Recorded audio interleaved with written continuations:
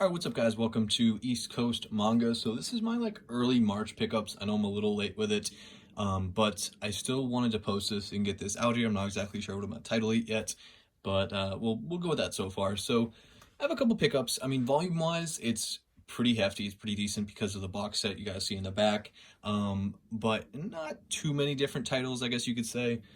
These two were both released relatively recently. But yeah, some really great pickups, and I'll move this stuff out of the way and we can get into this. So the first manga I want to get into is Junji Ito's No Longer Human. Now, this is not a story that he created. The original novel was from Osamu. I'm not going to pronounce last names because it's really tough, but he wrote the original novel, which is very, very popular, was popular in its time. It's actually a very old novel, and this is not the first interpretation of it in manga form. The first interpretation was from Usamaru, which his version of No Longer Human in manga form is probably one of the most sought after horror mangas that is available, or not available, I guess.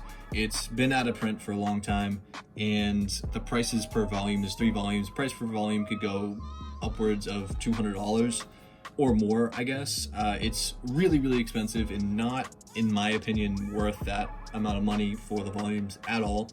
It was also very hard just finding even a scanlation of it.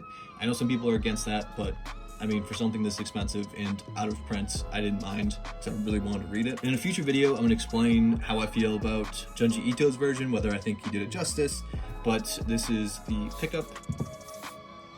Really great artwork all around. Yeah, very twisted story. So my next pickup is the Drifting Classroom. This is something that there was a lot of hype and a lot of talk about. This is a manga that is being reprinted in these perfect editions by Viz. I believe it was originally printed in the 1970s, so some of the art is a little older, but it's really, really good artwork, and the story is way better than I thought it was going to be. It's definitely horror, action, all revolving around basically elementary school students, which is kind of crazy to get into because there's a lot of depth in this. The mangaka definitely was not afraid to push boundaries in terms of anything to do with violence, death, any ages can get it basically. So once I get volume 2 in, I'm probably going to do a video just talking about this specifically and how good I think it is. It's definitely, in my opinion, one of my favorite mangas that I have in my entire collection. And really, I don't want to get too much into it because I don't want to spoil it. Like with No Longer Human, they're both books that you really gotta just read the initial description they have online and then just pick it up and get into it without really doing too much other background research. So next we have Black Butler Volume 1 and Volume 2. So let's see, Volume 1 was definitely a library copy. I don't even know where it's from, but basically both of these I got at a manga store for $1 each. Sells used manga for $1. So I've heard good things and kind of mixed reviews on this, but it's been one of the more popular titles, I guess you could say, within the last couple years. It's usually in people's collections, so I thought for $2 I couldn't pass it up. And this is Volume 2, which is not a library copy, which is a little surprising, in much better condition. And to be honest, I don't really know too much about the series. I haven't read it yet, so I'll have to get back to you guys on that one. Next we have A Silent Voice, which I don't believe I've ever seen the anime movie adaptation, or I'm not sure exactly which came first, the manga or the anime, but I hear amazing things about this, and I got this on Mercari for $5 with free shipping, so for $5 I thought this was a pretty good pickup. It's in really, really good condition. It's secondhand, but I mean, only read a couple times maybe. And then second to last, I have Omnibus 2 of I Am a Hero. This is a zombie manga.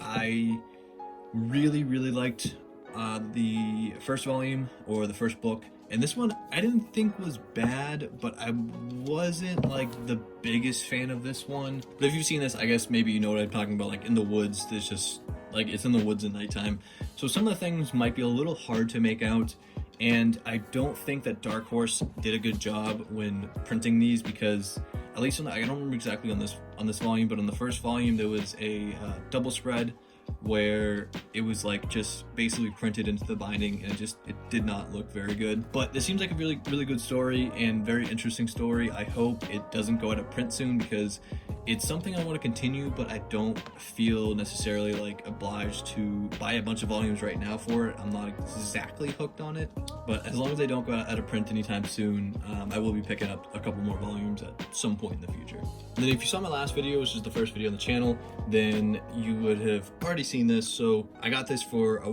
really good deal. Check out my last video if you want to see how much I got this for. But this is volumes 1 through 27 of Naruto, the box set, and essentially brand new, basically read once. All volumes 1 through 27 in there, and almost no wear and tear on any of them. It's really great. And then it comes with everything the box set's supposed to. So it comes with the mini guide, also comes with a double-sided poster, like most box sets from Viz.